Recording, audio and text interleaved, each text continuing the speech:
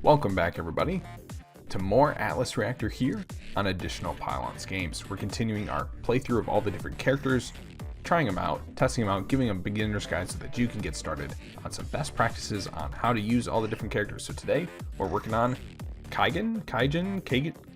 I don't really know. I'm not really sure. Anyways, what he is though is I know that he is deadly, he's dangerous, and he's really hard to play. So here we go. He's a firepower freelancer, deadly elusive assassin armed with daggers, shuriken, and smoke bombs. So he's kind of your ninja. He's your ninja-esque character. He's kind of a given. I don't know. In any of these MOBA games, you've got your ninja character. So pretty low health, above average damage, above average survivability, and very high difficulty. And we'll get into that in a little bit. So let's go ahead and take a look at his abilities, his mods. So his basic attack is Twisting Blades, deal 30 damage to enemies in front and 15 on the sides of the arcs, and Void Marks. So this is a unique mechanic to Kaigin? I don't know. K. We'll just call him K.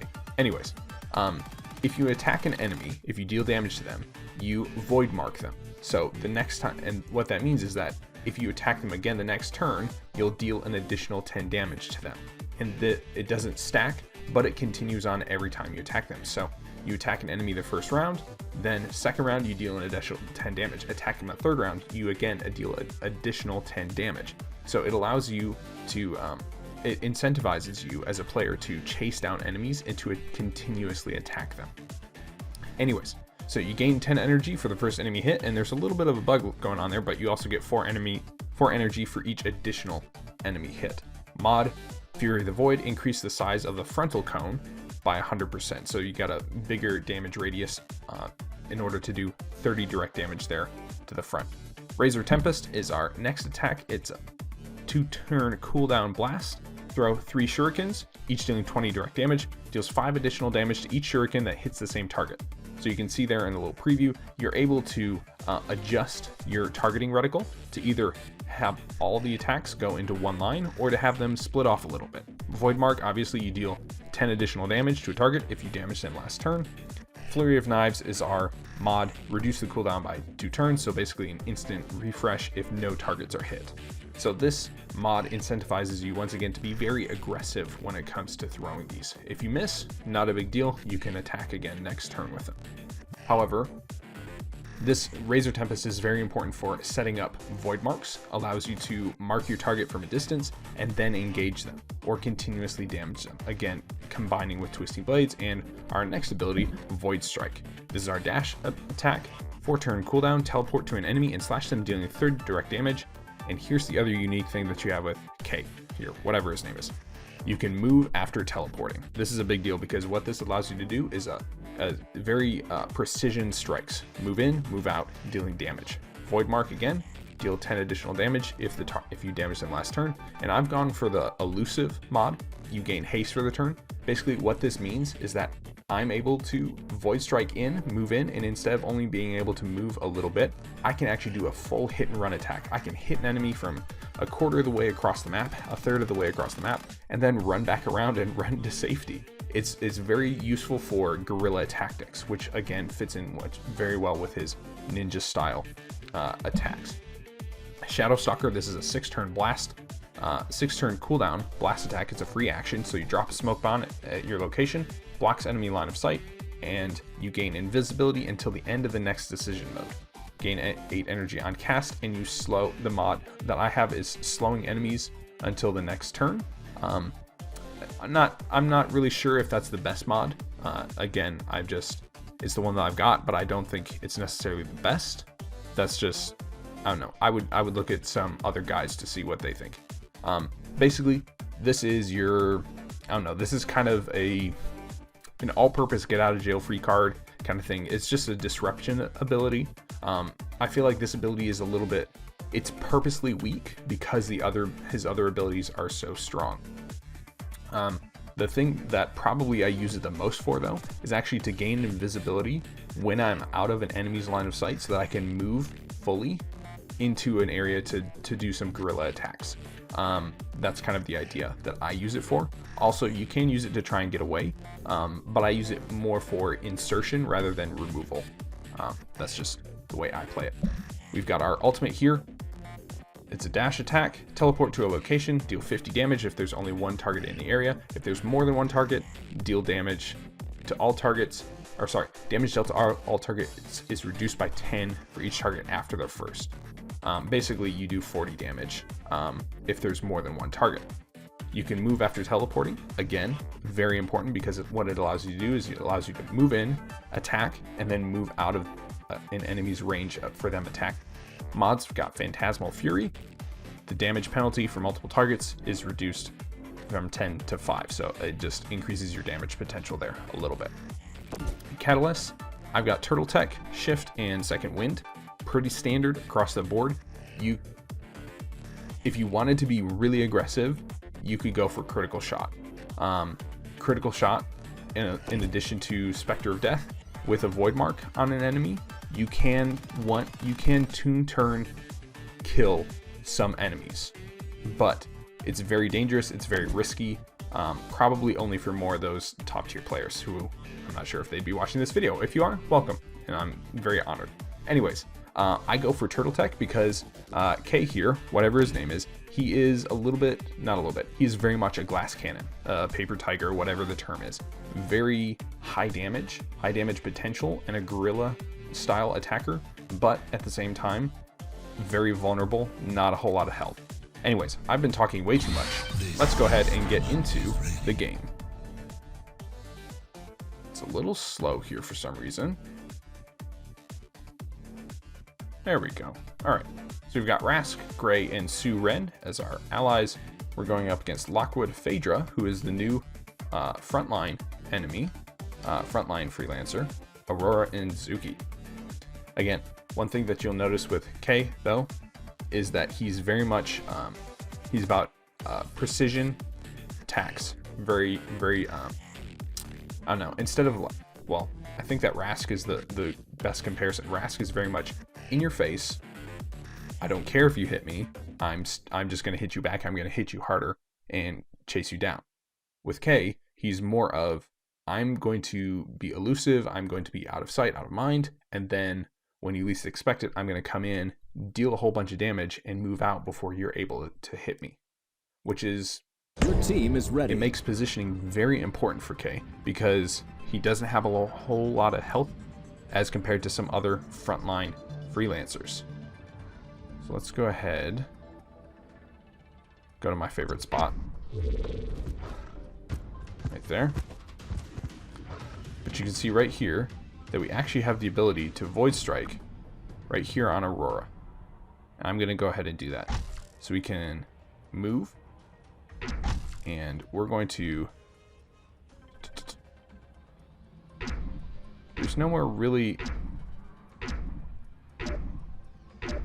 We're going to do that. And you'll miss it. So, you can see, especially with the haste that we have, Sever the mortal coil. boom, we've just done massive amount of damage to Aurora. Also, completely avoided massive damage from Phaedra. Time to spray and pray. Alright, so we know where Aurora is. I'm going to go ahead and... She's going to be out of range for that. We're going to spread our shuriken just a little bit to make sure that we hit her. And then we're going to come in here and keep chasing her down. Don't blink. There she is. Alright, she went ahead and healed herself, which is actually a good sign. That means she's not healing her allies, which is something we like. Steal from the Boom. And see, you saw right there the extra 10 damage that occurred afterwards. That's the Void Strike, or the Void Mark, sorry. And again, because we attacked her, because we hit her this turn, she'll be Void Marked once again. Rask with a good disrupt right there. And Aurora, tricky girl, clever girl. Alright, so she got away. That's okay. So what I'm going to do is I'm going to use Shadow Stalker to go invisible. And then I'm going to move Ooh. I'm going to move right back here. So I'm going to be invisible. Enemies aren't going to know where I am, and I'm going to be able to kind of get in and around behind their lines. So Aurora is taking massive damage. My guess is that Zuki and Lockwood, so all these enemies here are taking a lot of damage. So at Suren, because there I'm invisible. Gray is taking, everyone's taking a lot of damage except for me, Rask, and Phaedra. All right. So Aurora has not used her teleport, but there's a good chance that we'll be able to get her. And I'm going to go ahead and chase after her. Ba-boom!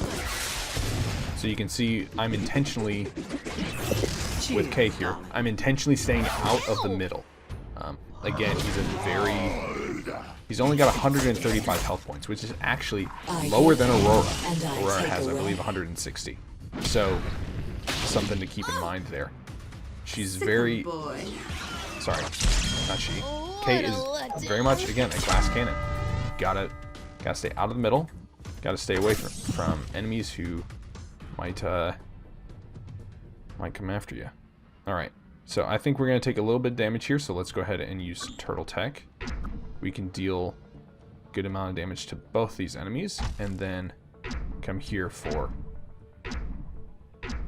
a little bit of energy as well. A timely intervention. I'm at my peak. Alright. We're not going to deal any damage to Aurora. We'll do some damage to Phaedra. But there we are, we did take some damage. Managed to avoid the trap here. Time is on my side. So Aurora is definitely down. She can't, well, she could heal herself. But we're going to go ahead and just use our basic attack and hope and pray that that's enough. I think it will be. This instrument Come to the stealth pads here. Nice little getaway by Gray. Smart. And I think that Lockwood will probably be the next character that we go after. Although, again, you can see right here. You dare strike. So Aurora's down, but we're down to 88 health. So if we're going to attack, we need to be very precise about it. We do have our ultimate, but I'm not going to use it. I'm going to use my dash to try and hit Lockwood, and then we're going to... Gray wants that already, so let's go ahead back here to get haste. We should be good from there. Teach them a lesson.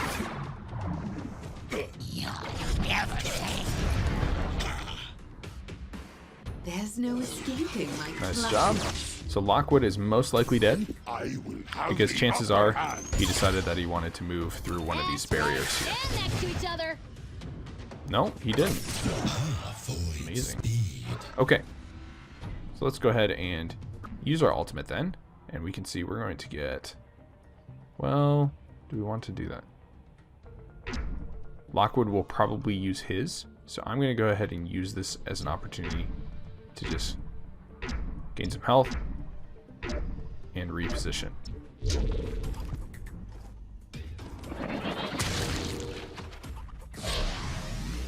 Don't blink or you'll miss it. Yeah. So I could have actually gone here and hit all three of them, but as you can see there, I would have been caught in Phaedra's lair, her little trap ability. Should be So didn't want that. So Lockwood is down. Zuki is about at half health.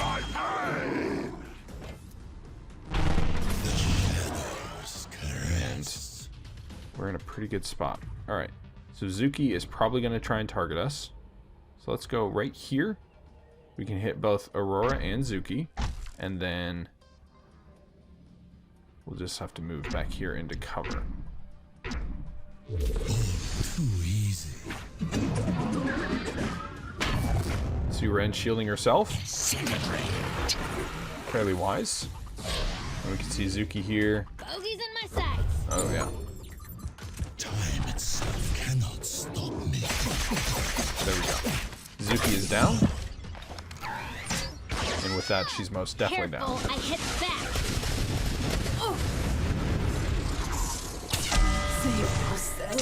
Gray taken out, but we also got Zuki. And let's go ahead and get invisible.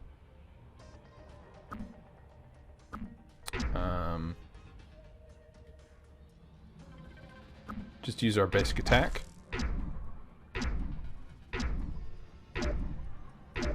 And then we're going to follow after Aurora. Submit. So we're going to make Aurora our next When target. duty calls, I follow. Thank you very much. Look at that.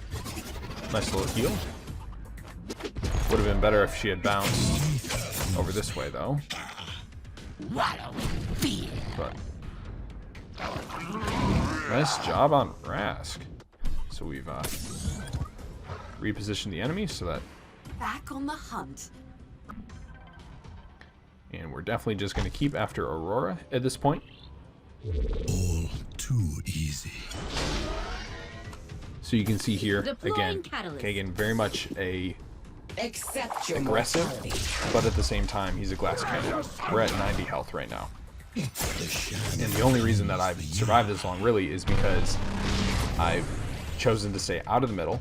I've chosen to stay away from where the enemies generally, basically where I think that they're going to be attacking. But at this point, we've really forced the hand of Aurora. She doesn't have any way to teleport away. There's no running from me. That was good from Phaedra. That was good from Zuki. That was good from Lockwood.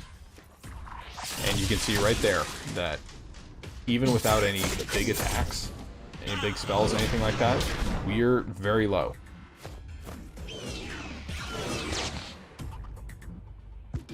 Alright. So here's what we're going to do. We're going to hit her, and then we can move right there. And hope and pray that we get out of here.